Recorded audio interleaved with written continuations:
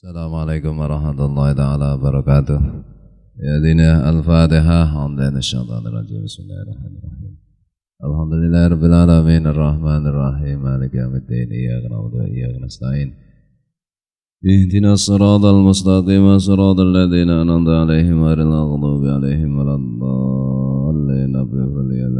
Amin. A'udzu billahi minasyaitonir rajim. Bismillahirrahmanirrahim. Alhamdulillahirabbil alamin. Allahumma shalli wa sallim wa barik ala sayyidina Muhammad wa ala alihi wa sahbihi wa ikhwanihi minal anbiya'i wal mursalin. Shalawatullahi wa salamu alaihim ajmain fi kulli waqtin wa hin. Amma ba'du, subhanaka la ilma lana illa ma 'allamtana innaka antal alimul hakim. Wa la haula wa la quwwata illa billahil aliyil azim wal azizil hakim. Bismillahirrahmanirrahim. Allahumma aftah alaina futuhal arifina bihikmatika anshur alaina rahmataka wa zakkirna ma nasina ya dzal jalali wal ikram. Apa ya? Fatimatan.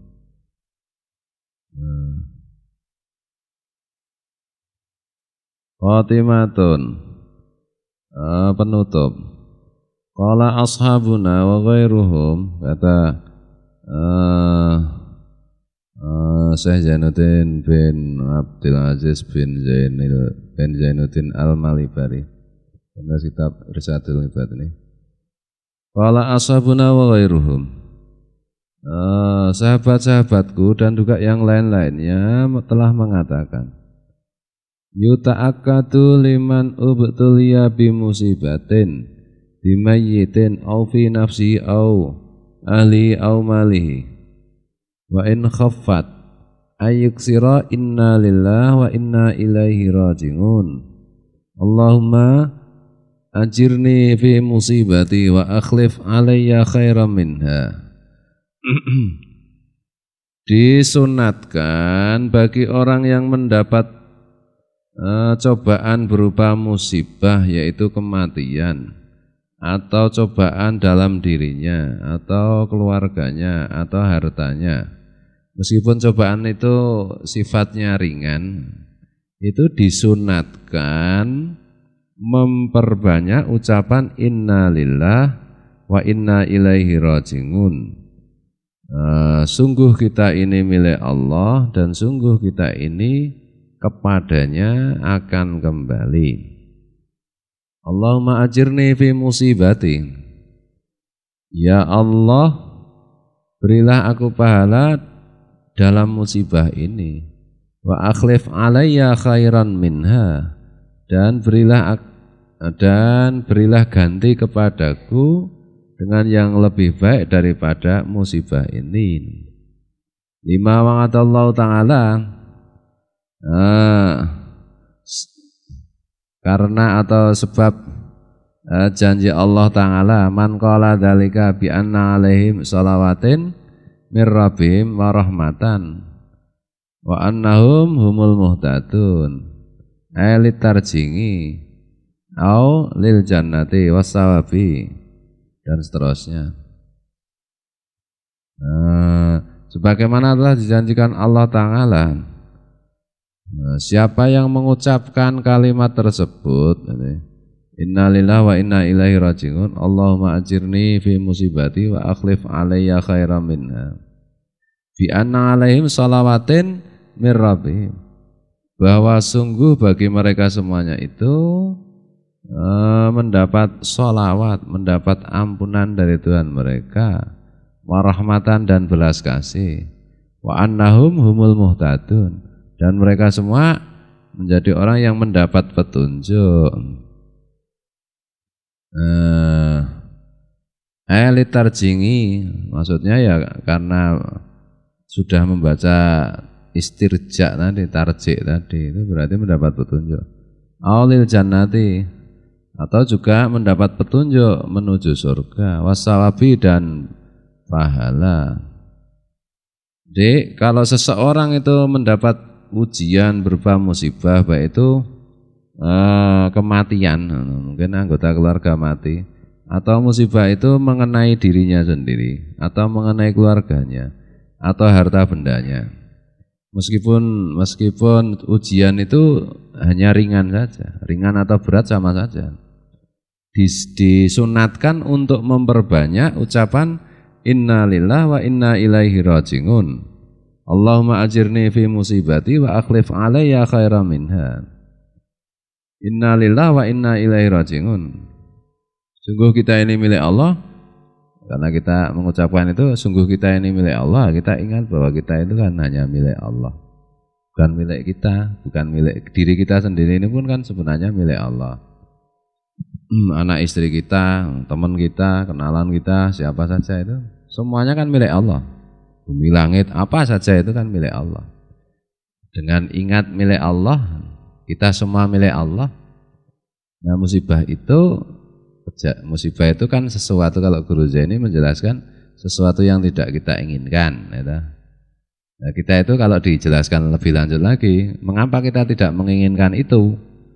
Ya karena keterbatasan kita, kebodohan kita, keterbatasan kita untuk memahami rencana dan kehendak Allah. Karena yang terjadi itu kan semua sudah direncanakan Allah dan dikehendaki Allah. Tetapi karena keterbatasan kita, kebodohan kita tidak paham. Karena tidak paham, terus kita tidak ingin, tidak mau atau tidak suka, tidak senang. Ya dengan mengucapkan innalillah kita ingatlah kita itu milik Allah. Nah, kita sudah direncana Allah dan yang terjadi ini adalah kehendak Allah. Dan kehendak Allah itu pasti baik. Nah, itulah. Ngasa antakrahu syai'an fa huwa khairul lakum. Bisa jadi kamu tidak menyukai sesuatu yang terjadi itu, bahwa padahal itulah yang terbaik untukmu.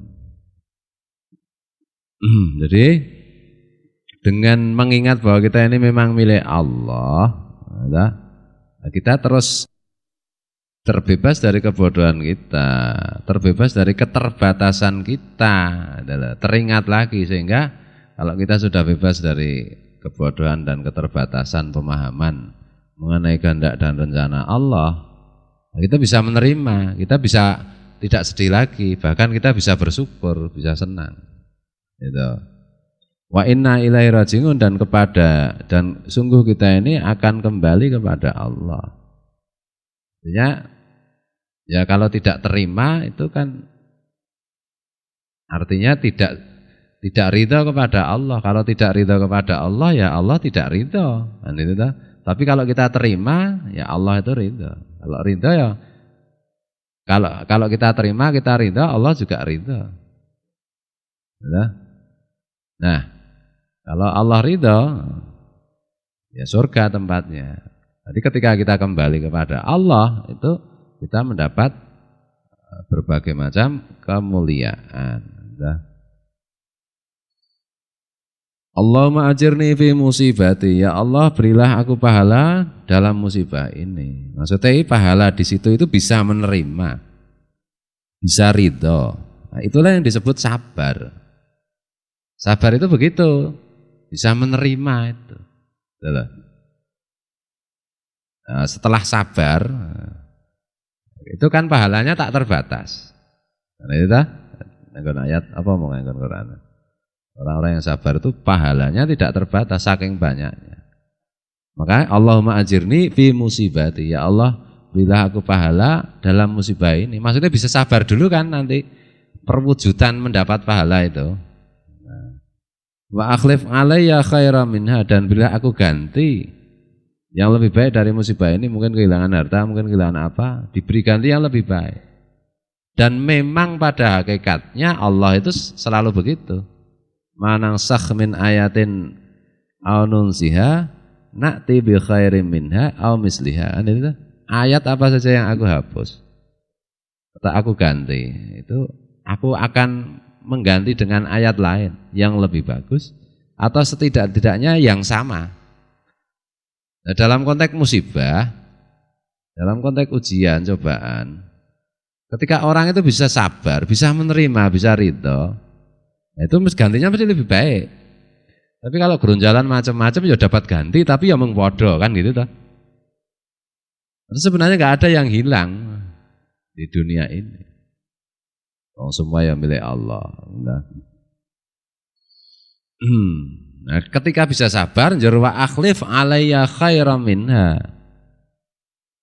Dan berita aku ganti yang lebih baik dari musibah ini. Maksudnya musibah itu sesuatu yang tidak menyenangkan, kemudian diganti, di samping diberi pahala dengan sabar itu tadi, maksudnya diberi ganti kegembiraan. Misalnya nilai kesedihannya itu kalau diukur volumenya, ketidaksukaannya itu kesedihannya itu 10. Nah, harusnya kan kalau sama kan diganti kesenangan atau kegembiraan 10. Tapi diganti yang lebih baik dari 10 itu menjadi kebahagiaan yang kalau diukur bisa 100, bisa 1000, bisa 1.000.000. Tergantung seberapa kedalaman kita memahami musibah itu yang disebut sabar tersebut. Nah itu kan perlu dilatih, makanya harus sabar. Lama-lama kalau sudah paham terus kayak begitu, ya sudah otomatis.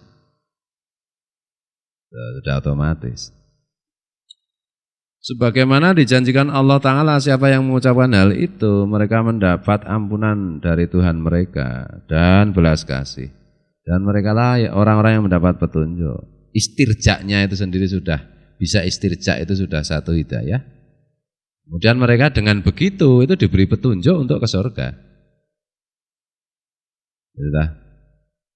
Dan juga pahala yang lainnya. Sawab itu kan artinya pahala bisa diberikan, yang jelas diberikan di akhirat, sebagian juga diberikan di dunia.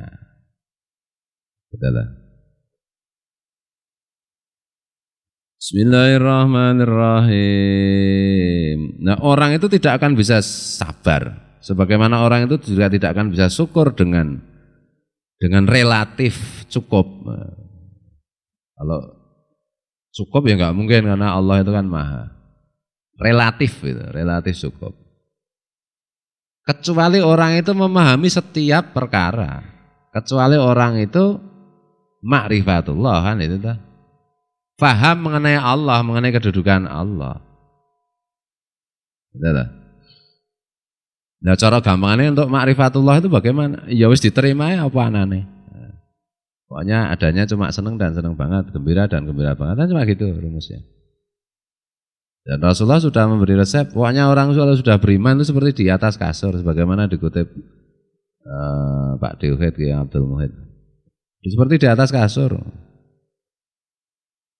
Jatuh kemanapun, miring atau tetap empuk. Nah itu loh. Artinya empuk itu enak. Nah, dengan memahami seperti itu nanti Rasulullah juga mengingatkan bahwa sebenarnya iman itu al-iman sinfani ya. As-sinfu as-sabru was-sinfu as-syukru kan itu. Imannya adalah dibelah cuma jadi 2. Sabar dan syukur. Nah artinya untuk mencapai iman seperti itu kan berarti kita harus paham gledek petele perkara kuwi. Nah orang paham ya nggak sampai kemana-mana. Nah hawa nafsu menjadi penghalang kita untuk memahami hal seperti itu.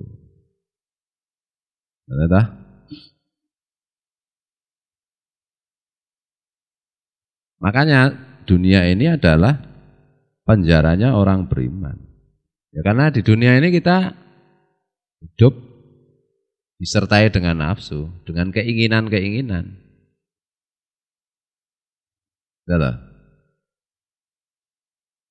Nah, keinginan itu kadang-kadang atau kebanyakannya innan nafsa la'ammaratun bisu. Sungguh nafsu itu kebanyakannya menyuruh kepada keburukan. Keburukan di sini itu artinya durhaka kepada Allah. Dalam konteks musibah itu tidak terima. Nah, mana orang beriman itu asal ming sabar karo syukur, dan sabar dengan syukur itu sebenarnya seperti mata uang. Mata uang begini. Tulisannya sabar, ini syukur. Dinginnya ya dari sabar, dinginnya ya syukur. Itu cuma satu ini. Nah itu yang disebut apa kuwi jenenge, yang disebut ilmu agama. Salah satunya itu memahami hal-hal seperti ini. Nah, makanya innama yakhsyallah min ibadil ulama. Di antara yang bisa khusyuk kepada Allah di antara hamba-hambanya itu adalah orang yang banyak ilmunya dan memahami hal seperti ini. Bukan memahami Ka'bah itu berapa derajat dari bujur utara lintang selatan, bukan begitu. Tanggal berapa terjadi Isra Mi'raj, bukan begitu. Makanya Isra Mi'raj itu enggak ditulis tanggalnya di zaman Rasulullah dan para sahabat. Enggak penting kan itu. Ini dijerokke dawa. Bismillahirrahmanirrahim. Wali khabari muslimin, dan hal ini karena ada hadis yang diriwayatkan oleh Imam Muslim. Annaman qala dzalika ajarahullahu wa akhlafalahu khairan. Bahwa siapa saja yang mengucapkan hal itu Allah akan memberinya pahala dan mengganti yang lebih baik. Makanya ngaji itu perlu diterangkan, perlu diterangkan. Sampai orang itu, sampai santri itu paham mengenai apa yang saya istilahkan dengan logika beragama. Maca kitab nglenter ora dong gandeng cenenge, karena ayat Quran maupun hadis maupun penjelasan para ulama untuk menjadi gambar bernama iman, bernama Islam, itu kudu disusun, kayak pasal-pasal mainan cah cilik, kudu disusun. Terus engko Islam, iman, nek pasal-pasal itu saja le nyusun kleru ya ora dadi.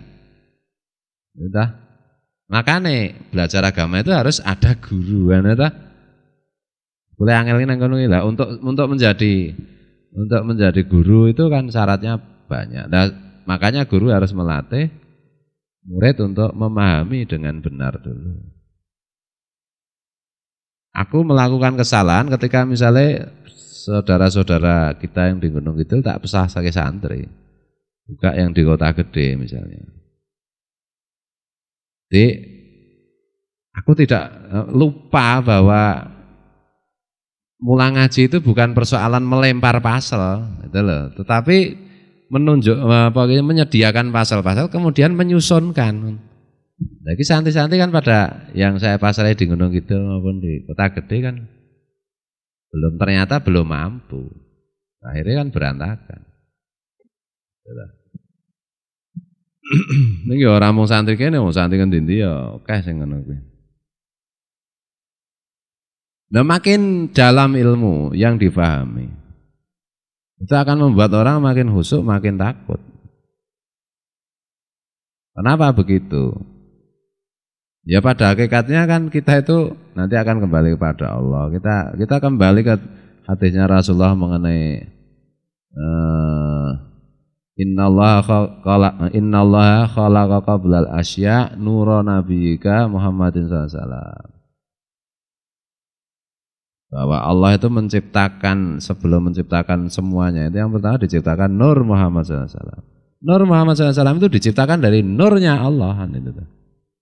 Dari nur Muhammad sallallahu alaihi wasallam kemudian diciptakan ini itu. Ini sebuah perjalanan yang panjang yang membuat orang pasti bergidik kalau paham. Itulah.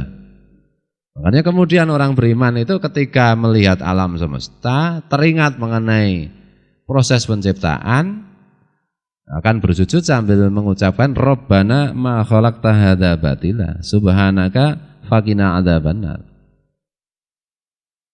Sudah, Al-Qur'an dulu.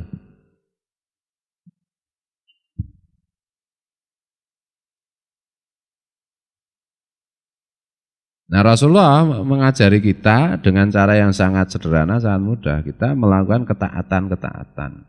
Kita lawan pikiran-pikiran kita Karena kayak pikiran-pikiran kita itu kan kebanyakannya dikendalikan oleh nafsu tadi. Dia membuat petunjuk-petunjuk teknis begini, oh Rasulullah mencontohkan sholat macam-macam. Terus saja. Akhirnya sampai, akhirnya paham memang orang itu harus sholat, memang orang itu harus zakat, memang orang itu harus haji, memang orang itu harus ini dan itu.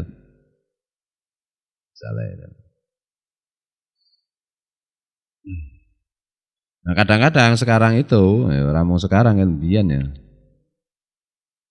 Kadang-kadang sang guru itu tidak menjelaskan dari hulu sampai hilir. Yang diajarkan cuma hulu ini dhuwur apa ngisor? Hilir ini ngisor ya. Yang dihilir saja. Tidak ditarik sampai ke hulu sehingga ya ora paham-paham. Sehingga agama itu seolah-olah sesuatu yang membosankan.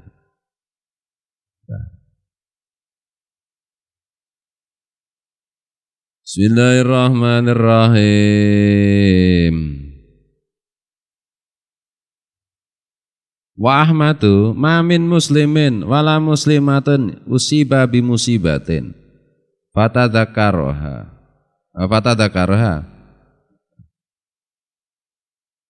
wa in talangahduha fastarjingu illa jaddadallahu inda dzalika fa'atahu misla ajriha yauma usiba. Dan Imam Ahmad meriwayatkan dari Imam Muslim.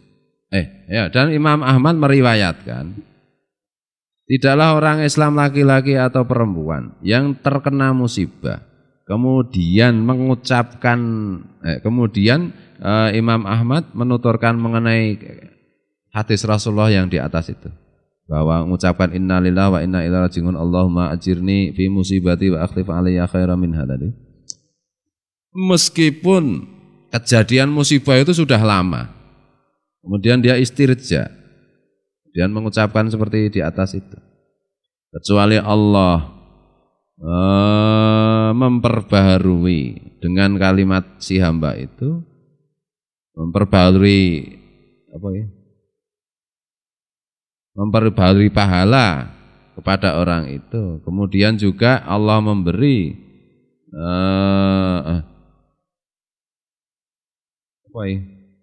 fa'atahu misla ajriha ya ma'usibah. Kemudian Allah memperbarui pahalanya di hari dia dapat musibah itu. Makanya kalau kita teringat ada musibah itu tidak harus sekarang, yang dulu-dulu. Teringat kita terus innalillahi wa inna ilaihi raji'un. Allahumma ajirni fi musibati wa akhlif alayya khairan minha. Kalingan zaman gempa mbiyen. Ribuan gendeng bapak innalillahi wa inna ilaihi raji'un. Ya.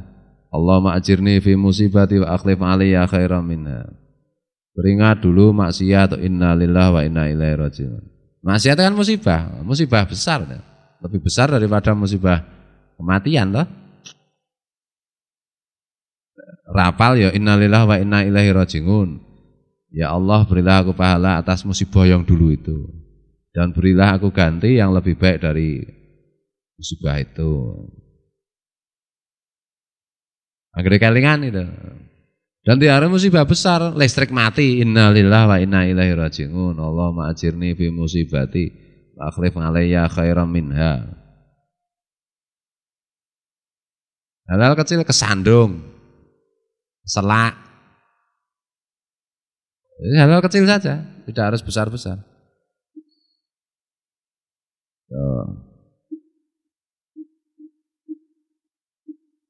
Bismillahirrahmanirrahim. Jadi kalau kita kembali ke Allah terus, maka sebagaimana hadis qudsi itu nanti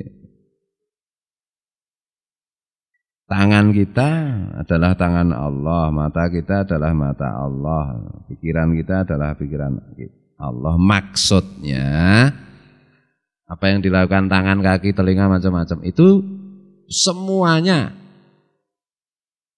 sesuai dengan ridha Allah. Sudah.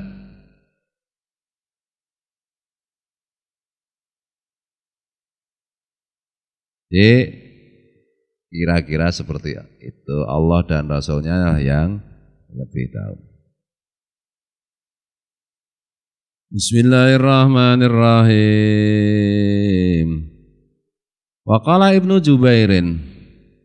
Imam Ibnu Jubair mengatakan,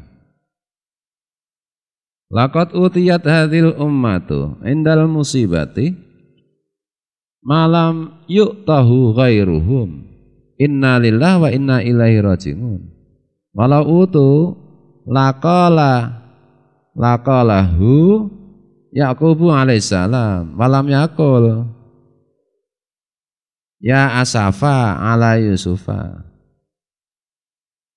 Imam Ibnu Jubair mengatakan sungguh umat ini, umatnya Rasulullah ini, kita ini benar-benar telah diberi oleh Allah ketika menghadapi musibah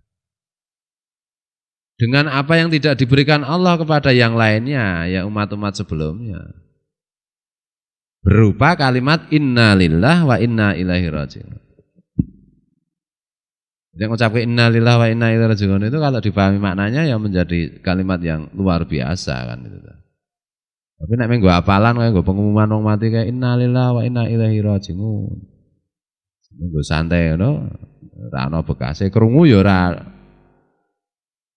ana apa-apane wong baik mendengar atau mengucapkan itu menjadi ada apa-apanya karena di dalam hati kita paham. Tapi kalau dalam hati kita nggak ada pemahaman ya nggak ada apa-apanya. Nah, ya misalnya karya seni rupa. Bagi ahli seni rupa yang sudah benaknya itu penuh dengan kemampuan mengapresiasi karya seni rupa. Melihat lukisan yang bagus langsung jenggirat. Nah, itu dah. Tapi bagi orang yang tidak paham, tolol, yang tidak punya rasa estetika seni rupa, ya lukisan apa ini? Anak kecil juga bisa kan itu dah. Nah itu hanya soal materi, itu soal benda. Estetika visual kan benda. Nah ini soal ilmu akhirat ya.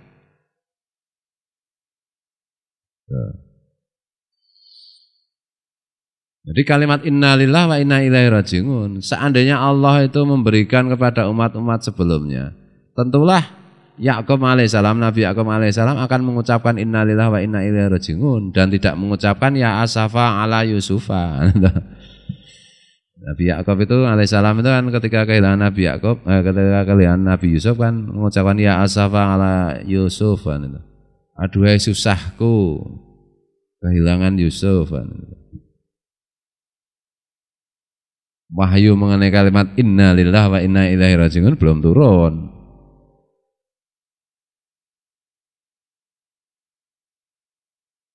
Apa? Idza asabathum musibatun qalu inna lillah wa inna ilaihi raji'un belum turun itu.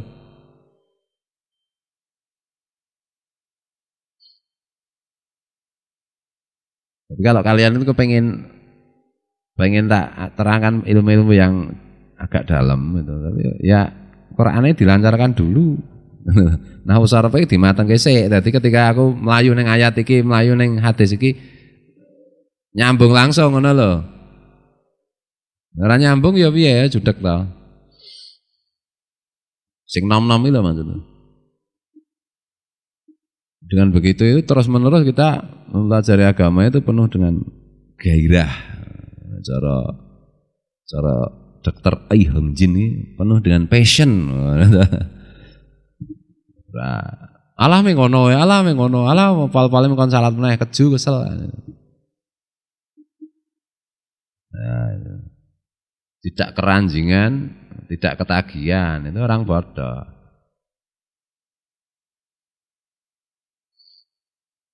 Keranjingan karo duit, nah ya weh tobat. Keranjingan karo hal-hal sepele seperti itu.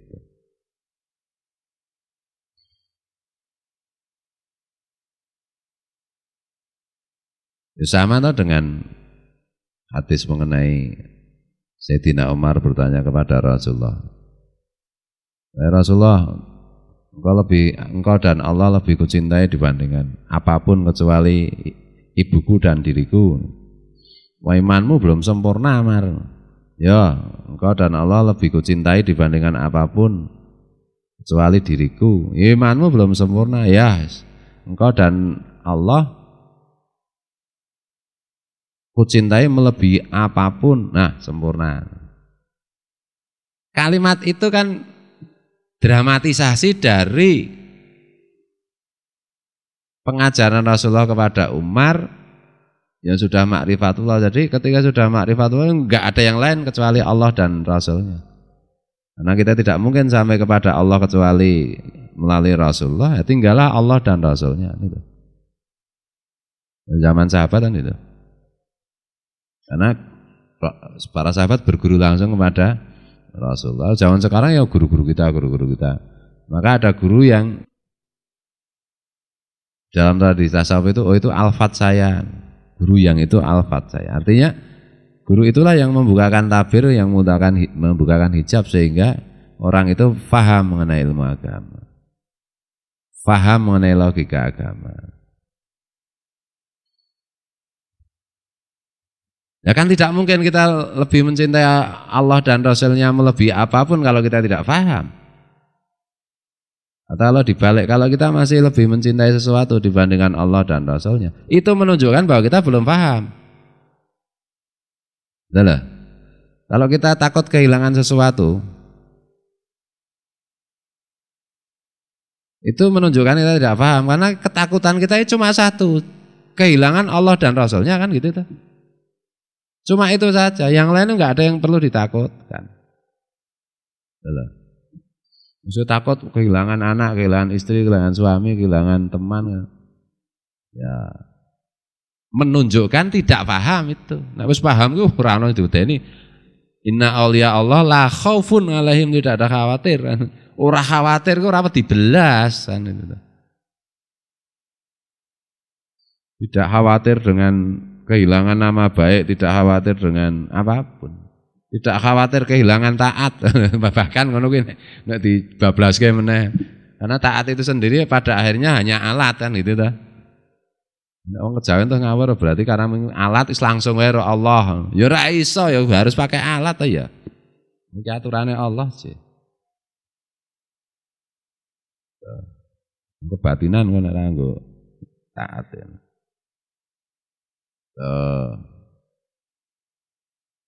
Ruang kejawen kan orang sing diudeni kejaba kelangan Gusti Allah karo Kanjeng Nabi, berarti maksiat barang ra wedi.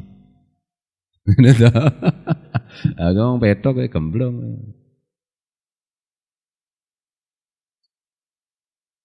Ternyata di Cirebon itu ada makamnya orang yang disebut dengan sapa ki Syekh Siti Jenar. Ini Abu Hasan sapa ben sapa dari Persi itu. Sebutannya Syekh Siti Jenar. Tapi tentu Syekh Siti Jenar yang itu bukan seperti Syekh Siti Jenar yang dikenal di dalam kebudayaan Jawa. Tidak seperti yang dijelaskan dalam sejarah Wali Songo itu. Dalam sejarah Wali Songo itu ya pokoknya jenis kesimpulannya itu risetku mbiyen zaman mahasiswa itu gejolak alam berpikirnya Sunan Kalijaga waktu muda, simbolisasi dari itu. Kemudian kalau yang di Cirebon itu ada Syekh Siti Jenar itu bukan seperti gambaran yang gejolak ini enggak. Zamannya yang Siti Jenar yang itu bukan. Yo syariatnya kuat ya. Cuma sebutannya Syekh Siti Jenar. Kalau ada teori lagi itu di satu sisi kalau kemudian Profesor Asti itu kan meneliti itu untuk gambaran mengenai dialektika pemikiran tasawuf di zaman Wali Songo. Antara Syekh Siti Jenar dengan Wali Songo itu. Syekh Siti Jenar dalam tanda petik itu tadi. Yang sebenarnya tidak ada itu. Bukan yang di Cirebon itu bukan. Ada juga analisis Syekh Siti Jenar dalam tanda petik yang diciptakan sebagai tokoh itu sebenarnya sama dengan kitab Gatholoco barang itu loh. Proses penciptaan maupun tujuannya. Gatholoco ta sing ngece Islam itu. Kaya barang centini ya itu. Jadi membongkar apa jenenge menafsiri Islam dengan brutal, dengan radikal supaya cocok dengan animisme, dinamisme Hindu, Buddha dan lain-lain. Sekaligus untuk merusak Islam syariat kan gitu. Bisa begitu. Dan itu bagian dari strategi memecah belah masyarakat, kaitannya dengan imperialisme Belanda, misalnya, kaitannya dengan kristenisasi yang dilakukan oleh Belanda. Gitu. Ya sama sekarang ada MTA, Majelis Tafsir Quran, macam-macam. Ada terorisme, masa tenan ya terorisme. Untung kira dari polisi iki. Kemarin kejadian kemarin rekomendasinya kontras itu ternyata mengerikan ya. Ternyata itu benar-benar teroris itu pancen kayak pitik ditembaki tenan. Ora ono tembak-tembakan. Nah nyekel ki wingi-wingi iso wong intel iki akrab karo teroris iki. Nyekel iki iso pancen dicekel pancen ditembaki. Untuk pengalih perhatian apa macam-macam lah. Atau itu bagian dari menciptakan chaos kan itu. Nah, ini tahun politik tuh.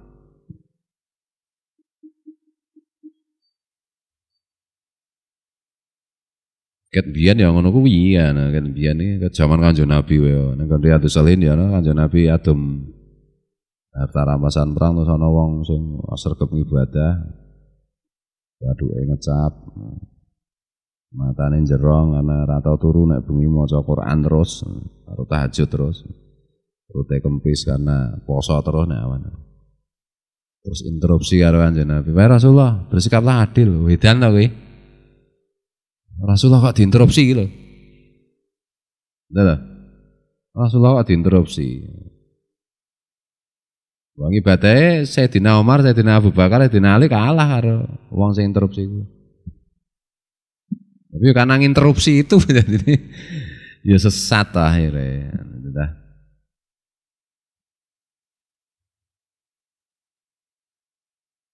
Mau kaitannya apa tuh? Kaitannya apa gimana? Interupsi barang.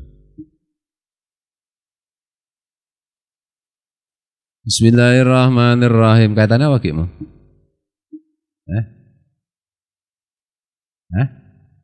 Aliran sesat kan bisa.